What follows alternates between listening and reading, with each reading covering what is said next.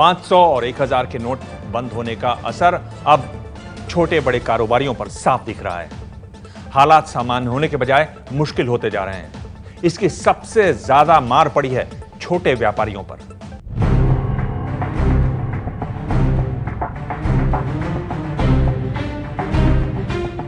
नोटबंदी से मुहाल हुई छोटे व्यापारियों की जिंदगी।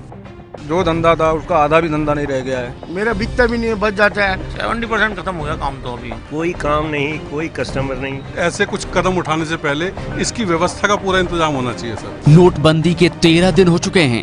हालात थोड़े सामान्य हुए हैं, पर पूरी तरह ठीक होने में कितना वक्त लगेगा अभी कहा नहीं जा सकता। पर इसका बड़ा खामियाजा छोटे व्यापारियों को भुगतना पड़ रहा है।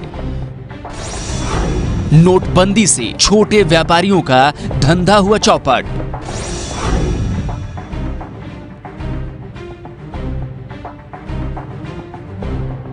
राजेश मयूर विहार में सड़क किनारे सब्जी की दुकान लगाते हैं। नोटबंदी से पहले राजेश रोज मंडी जाते थे, दुकान के लिए सब्जी लाते थे, पर अब एक बार लाई सब्जी को बिकने में 3-3 दिन लग जाते हैं। सड़क किनारे सब्जी लगाने वाले लोगों का भी धंधा है, जिनकी संख्या दिल्ली में ही हजारों में है। हमारे साथ राजेश हैं, हम उनसे बात करते हैं। जो धंधा था उसका आधा भी धंधा नहीं रह गया है। आज जो है वो लेके आते हैं और दूसरे दिन फिर दिक्कत हो जाती है, उधार करना ही पड़ता है। अनिल दिल्ली के कोंडली इलाके में छोटी सी किराना दुकान चलाते हैं। परेशान हैं, ग्राहक आते नहीं, धंधा 80% कम हो गया है। ऊपर से दूध, ब्रेड और बटर जैसे सामान बिकते नहीं और उनकी एक्सपायरी डेट आ जाती है। दूध है, बटर है, मक्खन है और ये सारा का सारा ये कैसे होगा? ये तो सारा कैश में मिलता है, मैं कहाँ से पे करूँगा? और मेरा बिकता भी नहीं है, बच जाता है। नेक्स्ट डे उसका डेट एक्सपायरी हो जाता है। तो there so many problems. Anil Gupta की दिल्ली के पांडव नगर में सैनिटरी की दुकान है।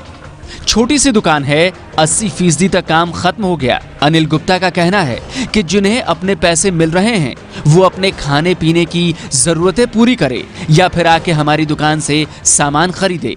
70% खत्म हो गया काम तो अभी। लोग अपने खाने पीने की चीजें यूज कर रहे हैं, बाकी पैसा वैसा तो है नहीं लोगों के पास। दिल्ली के सबसे बड़े इलेक्ट्रॉनिक सामानों के बाजार में से एक लाजपत राय मार्केट में भी भारी मंदी छा गई है। मनोहर गुलाटी कई सालों से यहाँ दुकान चला रहे हैं, पर धंधे में ऐसी मंदी उन्होंने पहले कभी नहीं देखी। दिल्ली की चांदनी चौक की लाजपत राय मार्केट में है, जहां पर ज़्यादातर इलेक्ट्रॉनिक सामान मिलते हैं और यहां पर नोटबंदी के बाद से ही सन्नाटा सा पसरा हुआ है। कोई काम नहीं, कोई कस्टमर नहीं। कोई गलती से आ भी जाता है तो वही 500 का या 1000 का नोट देने के लिए, ये ले लो जी, ये दे दो जी, कहाँ तक देंगे? नोटबंदी से पहले पुरानी दिल्ली में चांदनी चौक में अशोक ओगवानी की दुकान में 7 से 8 हजार की बिक्री रोजाना हो जाती थी, पर अब 1,500-2 हजार की बिक्री भी मुश्किल से हो रही है। नरेंद्र मोदी से सिर्फ छोटा सा एक पैगाम है, जो आपने किया है बहुत अच्छा किया, लेकिन आगे से ऐसे कुछ कदम उठाने से पहले इसकी व्यवस्था का पूरा इंतजाम होना चाहिए सर।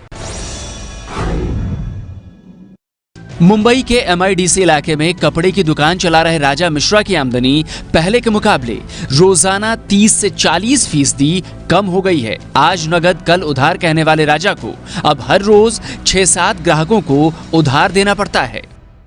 नोटबंदी के बाद कैसे चल रहा है व्यापार? व्यापार तो चल रहा है मगर बहुत डाउन है, थोड़ा सा 20-30% डाउन है। और जो ग्राहक आ रहे हैं, जान पहचान के ग्राहक भी आ रहे हैं, तो उधार भी कुछ मैं रख रहा हूँ। अब अपना बिजनेस चलाने के लिए अभी जान पहचान वालों को थोड़ा उधार भी दे रहा हूँ।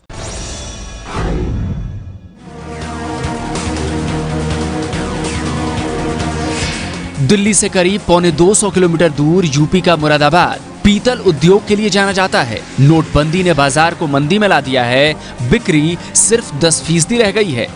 ना तो लोकल बिजनेस ही चल पा रहा है, ना ही एक्सपोर्ट हो पा रहा है। काम है ही नहीं, अब क्या करें?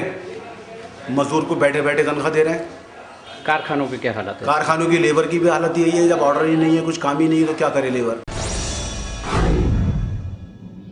लुधियाना में तो हाहाकार मचा हुआ है। यहाँ 46,000 से भी ज्यादा छोटे उद्योग धंधे हैं। साइकिल और होजरी का गढ़ माने जाने वाले लुधियाना में इस वक्त सिर्फ 25% ही काम रह गया है।